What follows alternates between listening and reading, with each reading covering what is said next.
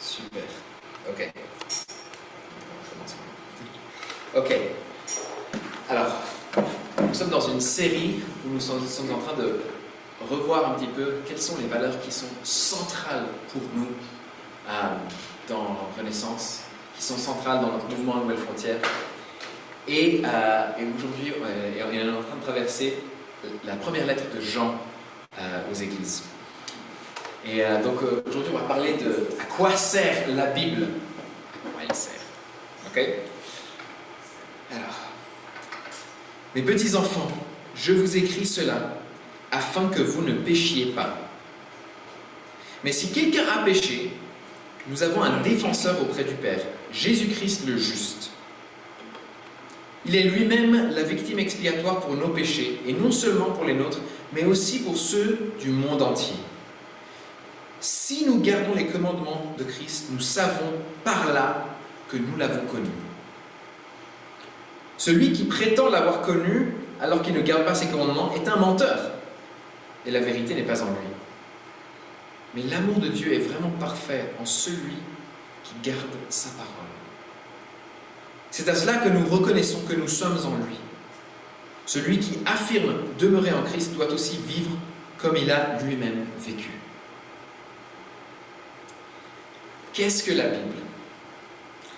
La Bible, c'est une trace écrite des moments les plus importants dans l'histoire de l'interaction de Dieu avec les hommes. Je veux que vous imaginiez un monde sans mots, sans paroles.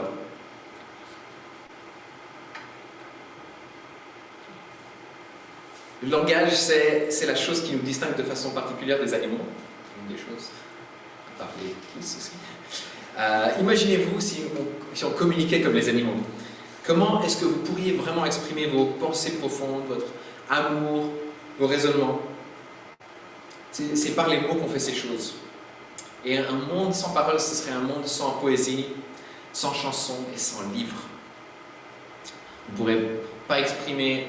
Alors, les animaux peuvent exprimer danger et peut-être colère ou faim, mais avec notre langage, on peut aussi exprimer des concepts abstraits. On peut parler de notre condition émotionnelle, de nos réflexions spirituelles. Et sans ce langage, on n'aurait rien de l'histoire de l'humanité. Et les livres sont les choses aussi qui nous permettent de voir qu'est-ce qui est venu avant nous. Non seulement dans l'histoire, historiquement, mais aussi dans la science. On construit notre connaissance scientifique parce qu'on a des livres qui s'empilent et qui nous donnent de plus en plus d'informations. Et la Bible, c'est, en grec, en fait, ça veut dire les livres. Ta Biblia, ça veut dire les livres. C'est retrace les grands moments de comment Dieu a interagi avec les hommes. Mais sans ce livre, on n'aurait pas la connaissance de comment Dieu a interagi avec les hommes par le passé.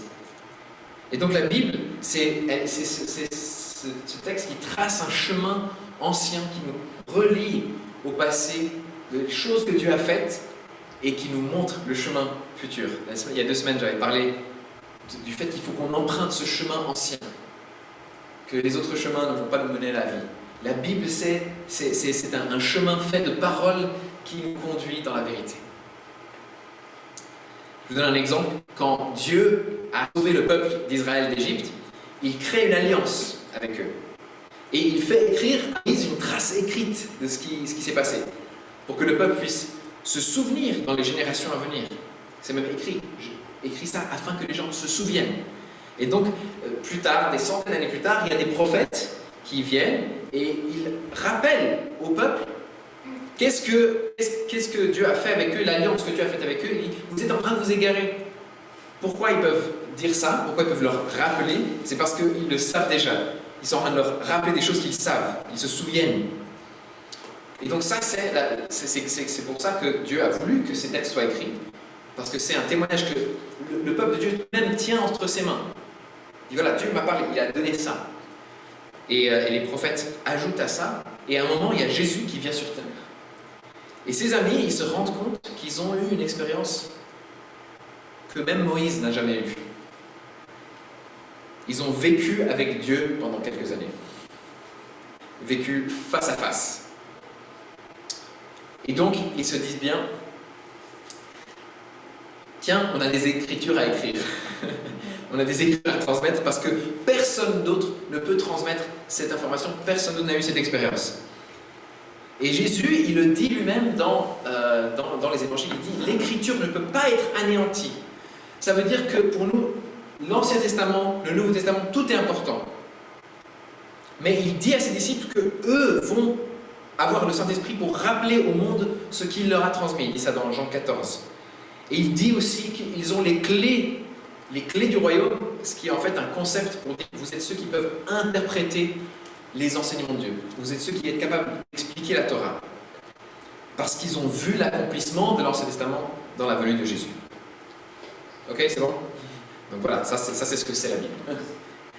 Et en fait, dans sa lettre à l'Église, Jean dit souvent cette phrase « Je vous écris parce que ». Et c'est tellement important. Jean est conscient du fait qu'il est en train d'écrire quelque chose qui est ultra important. Il parle à son public et il nous parle à nous parce qu'il est en train de nous communiquer quelque chose de tellement important. Voilà, donc la Bible se termine avec cette lettre et puis quelques autres lettres de Jean et Jude et l'Apocalypse. Je vous écris parce que je vous écris parce que je vous écris parce que c'est vraiment important. Pourquoi est-ce qu'il nous écrit? Quel est le but dans ce qu'il veut nous écrire? Il nous dit en fait déjà à qui il écrit et pourquoi il écrit. Déjà il dit « mes petits-enfants ». Il écrit aux enfants de Dieu. Il est en train d'écrire aux personnes qui ont connu Dieu. C'est le cadeau que Dieu nous fait. Il fait de nous des enfants. Il écrit à ceux qui connaissent le Père. Il dit plus tard, je vous écris petits enfants parce que vous avez connu le Père. Donc ce texte, on est censé pouvoir le comprendre. Ce n'est pas un texte qui est complètement ésotérique et incompréhensible. Il est écrit pour vous. Est-ce que ce texte est écrit pour vous? Yes. Yes, ok. Alors, qu'est-ce qu'il nous dit ce texte? Dieu nous parle comme à ses enfants. Et il nous conduit avec la Bible dans le chemin de la vérité, de la justice et de l'amour. Donc, la Bible, c'est un truc qui s'entend, qui se lit, mais qui se vit aussi. Elle corrige nos actions. Souvent, on aime parler, on aime expliquer que la Bible, oui, il faut la lire, il faut la comprendre, mais que ce n'est pas un livre de commandements, ce n'est pas un livre d'instructions importantes, voilà, c'est une histoire qui parle de Jésus et que ce n'est pas un manuel de règles nécessairement. Et ça, c'est vrai. Et il faut parfois corriger cette idée reçue que voilà, la Bible, c'est juste commandement après commandement. Mais en même temps, la Bible, elle contient des commandements pour les fidèles.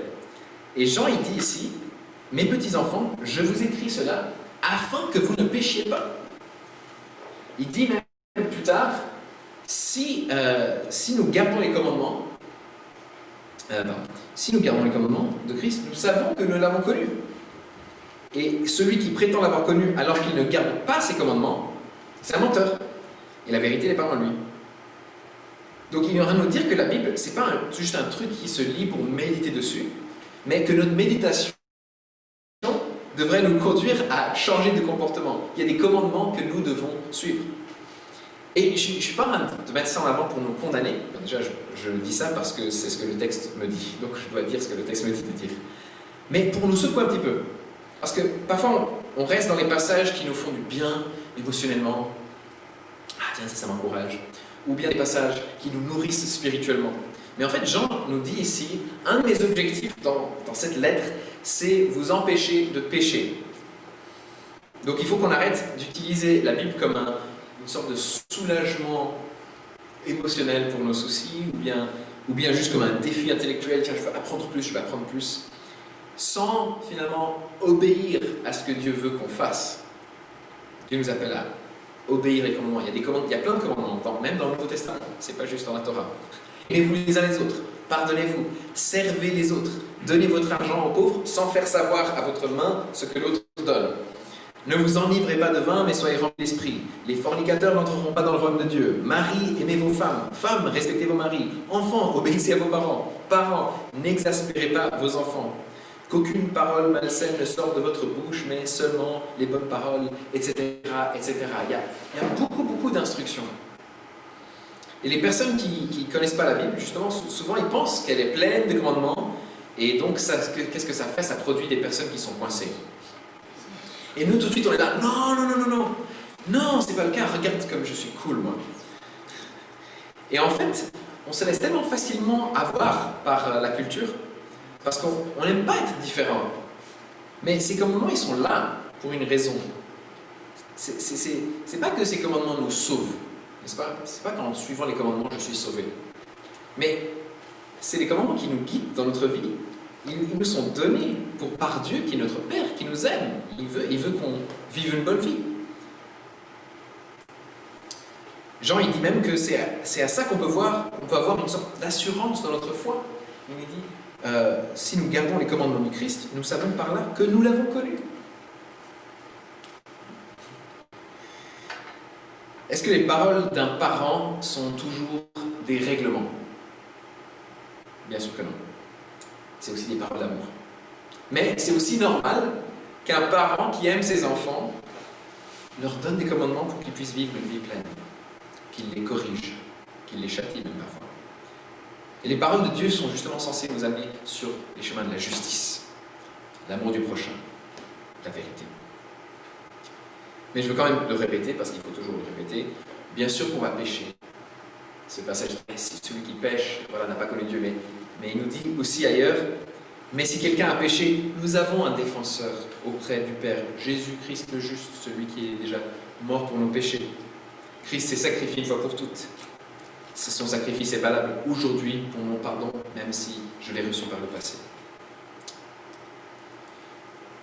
Mais voilà, il faut aussi se rendre compte que Jean nous donne la Bible, Dieu nous donne la Bible, pour qu'on puisse vivre selon la volonté de Dieu.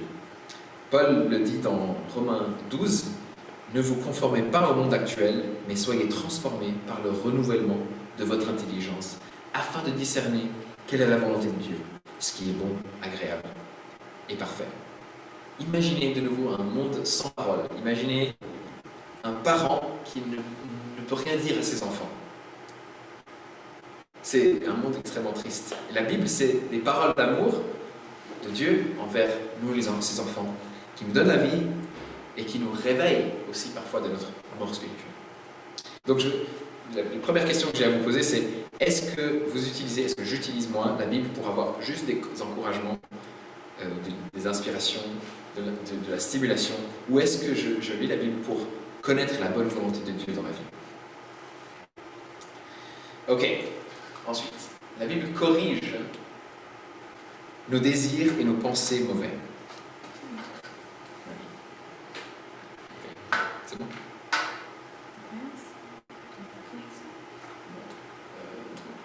Voilà, ça. Et ça, merci. Alors, nos actions.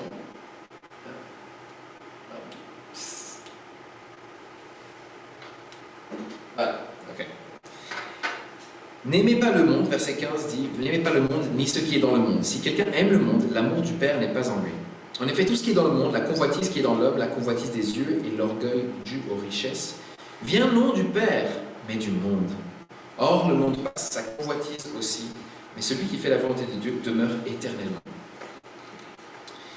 Et en fait, c'est clair qu'avant que notre comportement va changer, il faut que nous pensions que nos dires changent. C'est pourquoi on disait renouvelez votre intelligence. Parce que dans ce monde, il n'y a pas que des paroles bonnes et justes et vraies. Il y a aussi plein de mensonges. Dieu donne la langue à plein de personnes qui ne le glorifient pas. Et il est gracieux, il est patient, même envers ceux qui le blasphèment. Il tend toujours sa main d'amour. Mais là, il y a cette question de qu'est-ce que le monde? Qu'est-ce que ça veut dire le monde? Pourquoi est-ce qu'on n'est pas censé l'aimer? Parce que la question, c'est pas, il n'est pas de nous dire n'aime pas cette planète, n'aime pas les personnes qui vivent dans cette planète. C'est pas du tout ça. Moi, j'aime cette planète. Dieu a créé cette planète parce qu'il a voulu le faire. Il a créé les montagnes, il a créé les animaux, il a créé les êtres humains. C'est pas ça qu'on n'est pas censé aimer. On est censé remercier Dieu tous les jours pour le lac, les couchers de soleil, les montagnes, les soirées entre amis, et ainsi de suite. Mais le monde, dans ce sens-ci, c'est l'ensemble de toutes les idées et de tous les mouvements qui se passent sur Terre, qui sont contraires à Dieu, qui se placent contre lui. Par exemple, la pression pour les jeunes de faire comme leurs potes. Les valeurs du sexe, de l'argent et du pouvoir. Les courants de pensée passagers qui viennent, les importantes opinions des personnes d'influence. Mais aussi, et ça c'est le danger le plus sournois pour les chrétiens, c'est les bonnes valeurs qui ont été tranchées de la source de Dieu. Il y a beaucoup de personnes aujourd'hui qui croient par exemple les droits de l'homme, c'est important les droits de l'homme. Mais quand on leur pose la question, mais d'où viennent ces droits? Ils ne peuvent pas répondre, parce qu'ils ne veulent pas Dieu. Ils veulent les droits, ils veulent la dignité que Dieu nous donne, mais ils ne veulent pas de lui. C'est normal de ne pas aimer voir les gens souffrir. Mais pourquoi est-ce qu'on n'aime pas voir les gens souffrir? Nous, on sait pourquoi. Parce que Dieu nous dit que nous sommes créés à son image. Et ce monde, il est sournois parce qu'il nous prend par nos désirs. Je veux appartenir. Je veux l'amour. Je veux le plaisir. Je veux être admiré. Je ne veux pas être exclu. Et ainsi de suite. Et ça, c'est la façon dont le monde nous prend par nos émotions, souvent. Jean nous dit, n'aimez pas le monde dans ce passage. Mais ailleurs, il nous dit aussi, Dieu a tant aimé le monde qu'il a donné son Fils unique. Est-ce que c'est une contradiction? Non, il veut justement qu'on change notre façon de penser à ce monde, qu'on change notre perspective. Voici ce qu'on doit rejeter, c'est écrit là, la convoitise des yeux, l'orgueil des richesses, les mauvais désirs qui nous détournent de ce qui est bon. Les choses qu'on croit vont nous rendre heureux, ou les choses dont on est fier. Moi j'ai accompli ceci, moi j'ai accompli cela. Mais Dieu, il nous apprend, même Jean, nous apprend comment aimer le monde. Il dit, Dieu a tant aimé le monde qu'il a donné son Fils unique, afin que quiconque croit en lui ne périsse point, mais ait la vie éternelle. Jésus dit, moi, je vois ce monde en train de périr, et je vais mourir pour que certains soient sauvés. Et nous aussi, on doit aimer le monde comme ça, comme Jésus a aimé le monde. Et ça veut parfois dire que certains ne vont pas nous aimer, parce que le monde reçoit son enseignement à travers plein de choses, des livres, des médias, qui disent que les chrétiens sont méchants. Et donc c'est clair qu'on ne va pas être aimé par le monde, mais on est en bonne compagnie, parce que Jésus n'a pas été aimé par le monde. Donc oui, il faut qu'on aime ce monde magnifique qui est créé par Dieu, mais il faut qu'on choisisse. Est-ce qu'on va l'aimer comme Dieu l'aime? Ou est-ce qu'on va l'aimer parce qu'on croit qu'il va nous apporter les choses qu'on désire sans passer par Dieu? Et donc voilà, mon deuxième défi ce matin, c'est de poser la question, est-ce que j'aime le monde? Est-ce que mes croyances, est-ce que mes désirs, est-ce que mes valeurs s'alignent à celles du monde ou à celles de Dieu? Est-ce que j'écoute plus l'opinion des hommes et des médias que l'opinion de Dieu? Est-ce que je suis en train de suivre un mensonge sans même le savoir? Voilà, la Bible est censée nous corriger de ces désirs et ces pensées qui sont erronées. Finalement, la Bible corrige nos croyances et nous présente Dieu, nous fait connaître Dieu. On a dit que la Bible c'est une trace, c'est un chemin qui est composé des paroles que Dieu a laissées au travers de toute l'histoire, qu'il a inspirées pour nous parler, pour nous rappeler ce qu'il a accompli dans l'histoire et pour nous faire marcher dans l'amour des hommes, dans les commandements, dans l'amour de ce qui est bon et aussi dans l'amour de la vérité. Jean nous dit ici aussi, il nous dit qu'il écrit ces choses parce qu'il y a des gens qui cherchent à les égarer. Je vous ai écrit cela par rapport à ceux qui vous égarent, votre baptisme. Il y a toujours eu des personnes qui ont utilisé la Bible pour lui faire dire le contraire de ce qu'elle dit. Ou qui vont dire des choses comme « Oui, la Bible c'est bien, mais en plus il faut avoir ce livre-là, ou il faut connaître l'enseignement de ce gourou-là. » Ça va nous expliquer vraiment, vraiment qui est Dieu. Mais en fait, la Bible, c'est ce qui nous est donné pour savoir qui est Dieu et quelles sont les fausses conceptions de Dieu. La Bible, elle me présente un Dieu qui est très personnel, pas une force impersonnelle. Aujourd'hui, les gens parlent beaucoup de l'univers. L'univers me dit, mais l'univers ne donne pas de signe. Parce que l'univers, c'est un grand espace avec beaucoup de cailloux et beaucoup de vide. Dieu, c'est celui qui a créé l'univers, avec tout ce qu'il y a de bon dedans. Et Dieu, c'est celui qui existe en dehors de l'espace-temps. Et il nous fait connaître la vérité, qu'il est Père, Fils et Esprit. J'en dis, je vous ai écrit, non que vous ne connaissez pas la vérité, mais parce que vous la connaissez, et parce qu'aucun mensonge ne vient de la vérité. Qui est menteur sinon celui qui nie que Jésus est le Christ? Celui-là est l'Antéchrist, qui nie le Père et le Fils. Quiconque nie le Fils n'a pas non plus le Père. Quiconque se déclare publiquement pour le Fils a aussi le Père. L'Antéchrist, c'est quoi? Souvent, quand on parle de l'Antéchrist, on pense tout de suite à l'Apocalypse, à la fin du monde, tout ça. En fait, le mot Antéchrist n'apparaît pas dans l'Apocalypse, si jamais. Et l'Antéchrist, c'est pas une personne qui vient à la fin des temps pour contrôler le monde, nécessairement.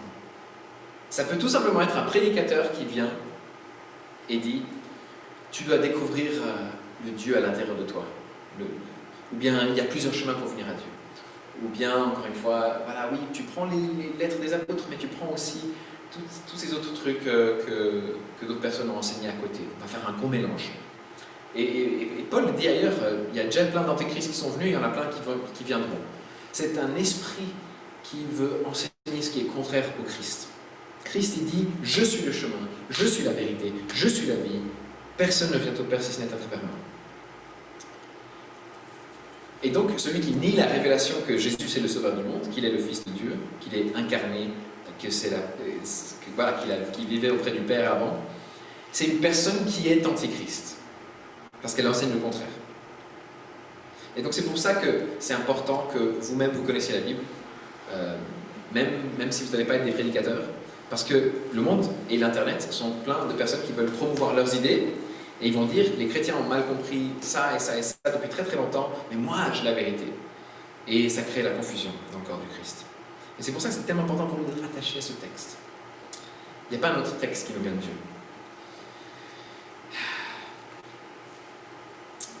Je suis juste exalté dans Dieu. Dieu nous présente, il se présente à nous, il dit voilà, le Père et le Fils, et ailleurs même dans Jean on trouve le Saint-Esprit, c'est un Dieu trinitaire, c'est un Dieu qui est amour, un Dieu qui n'est pas Trinité, n'est pas amour, parce qu'il existe une relation d'amour depuis l'éternité. Il crée le monde avec l'amour et la bonté comme des éléments centraux.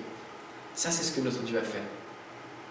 Et donc, posez-vous la question, finalement, est-ce que je sais vraiment qui est Dieu? Est-ce que j'ai compris une fraction de ce qu'il m'a révélé dans sa parole? Voilà, un monde sans parole, c'est un monde où on ne peut pas connaître les choses profondes, on ne peut pas connaître la vérité, on ne peut pas connaître l'amour, on ne peut pas corriger nos désirs mauvais pour qu'ils soient transformés. Et Jean, il nous dit dans son évangile qu'avant que Jésus était sur terre, il était la parole. C'est celle qui a créé le monde, c'est le langage humain. C'est un cadeau de Dieu pour nous parler et nous permettre de vivre et de développer dans ce monde magnifique qu'il a créé. Jésus, c'est la parole et il nous donne des paroles, il nous donne le langage, c'est un cadeau de Dieu, c'est incroyable. C'est pas juste je t'aime de temps en temps, je fais attention, mais on peut même carrément écrire des livres sur comment fonctionnent les bactéries, comment construire un avion et comment raconter l'histoire de l'humanité. Donc, Dieu nous a donné un livre et c'est pour ça qu'on le chérit, on veut le chérir. Parce que ce livre-là nous révèle quel est le chemin sur lequel on doit marcher, le chemin ancien, si on veut connaître la vérité, vivre dans la justice et l'amour sur cette terre et avoir la vie éternelle. Alors, qu'est-ce qu'on peut faire pour chérir ce livre?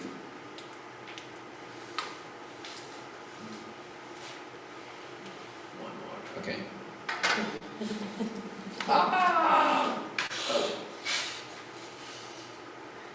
Ok. Déjà, on peut la lire et l'écouter quotidiennement. Et en fait, aujourd'hui, on a tellement d'outils qui nous permettent de faire ça facilement. Il y a l'application Bible, il y a plusieurs applications Bible en fait. On peut même écouter la Bible, on met les écouteurs et on fait play. Il y a plein de petites choses comme ça. En fait, la Bible, elle se trouve partout sur Internet maintenant. On n'a même pas besoin d'avoir une Bible physique. C'est quelque chose qu'on peut vraiment être rempli de cette parole, même de prédications basées sur cette parole. Et c'est quelque chose que je vous encourage vraiment à faire quotidiennement. Parce que une prédication par semaine, c'est pas assez. Il faut être rempli quotidiennement de la parole de Dieu. Et plus on la lit, plus c'est facile à comprendre. Au début, c'est vraiment difficile. On ne sait même pas où aller trouver. On dit va dans Jean, et puis il y a la personne qui va au tout début voir le sommaire et dit page combien. Et puis quand on commence à savoir comment elle fonctionne, là on sait où se trouvent les livres et tout ça, et on commence à comprendre les concepts. La première fois c'est difficile, mais plus on le fait, plus ça devient facile. Et j'essaie d'encourager même les personnes quand j'ai des conversations avec les gens. Tu sais, tu peux télécharger l'application Bible et juste l'écouter. Et puis ça va commencer à rentrer après un moment. Deuxièmement, on peut prier pendant qu'on la lit et demander que Dieu nous change, qu'on apprenne qu'est-ce qu'il veut qu'on change dans nos vies. On remet tout ce qu'on lit à Dieu. On peut prier la Bible. Alors qu'on lit, on est en train de prier, ok, Dieu, fais ça dans ma vie. Troisièmement, on peut demander pour comprendre les parties qui nous semblent compliquées, poser des questions. Il y a beaucoup de choses qui sont complexes dans la Bible. Et en fait, le petit groupe, c'est un des endroits idéaux pour faire ça. Si on a une question, on peut discuter dans le petit groupe. Et ça, voilà. Et puis finalement, obéir à ce qu'elle nous semble dire, une fois qu'on l'a compris. Et ensuite, on recommence. La Bible, elle est censée nous transformer de l'intérieur vers l'extérieur. Il ne faut pas commencer à essayer de faire tous les commandements de Dieu et s'épuiser. Non, il faut qu'on soit transformé de l'intérieur pour qu'on connaisse Dieu, pour qu'on désire ce qu'il veut. Et donc ensuite, on va lui obéir.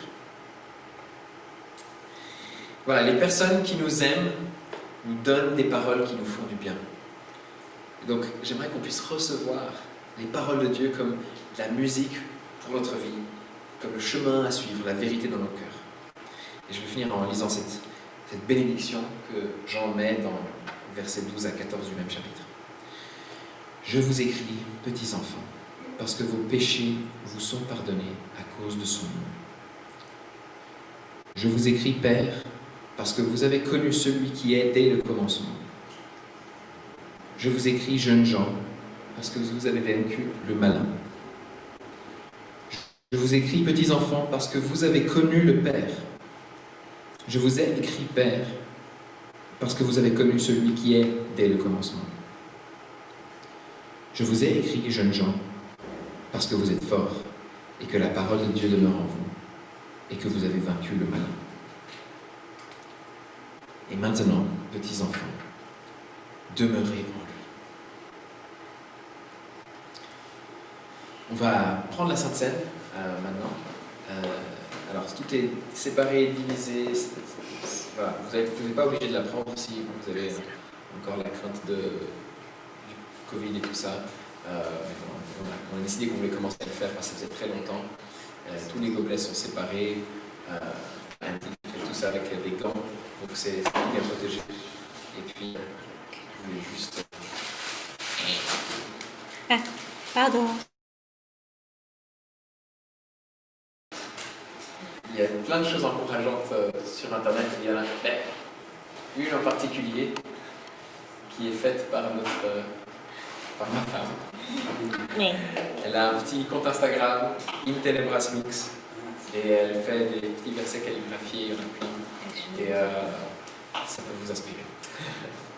Encore, donc, Dieu sera toujours mon coach. Elle fait plein de trucs comme ça. Donc voilà, allez la suivre sur Instagram aussi. Mais voilà, j'espère que ça peut être aussi des versets qui vous encouragent. Mais comme j'ai dit avant, c'est pas juste pour l'encouragement, c'est aussi pour pouvoir être rempli de Dieu et transformé. Ok ? Soyez bénis. Seigneur, je te prie pour ce message, que ça puisse toucher les cœurs. Seigneur, c'est vrai qu'on ressent une atmosphère c'est très froid ce matin, il fait froid dehors.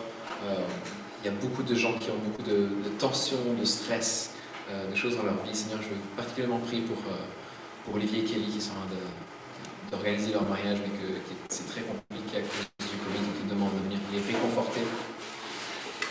Je te prie pour les personnes qui se sentent à plat, comme disait Andy, qui se sentent vides.